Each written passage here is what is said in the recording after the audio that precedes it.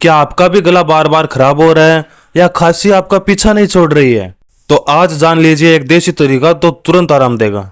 आपको करना यह है, एक चुटकी हल्दी लेनी है, उसमें थोड़ा सा काला नमक मिलाकर इसे गुनगुने पानी के साथ खाली पेट लीजिए।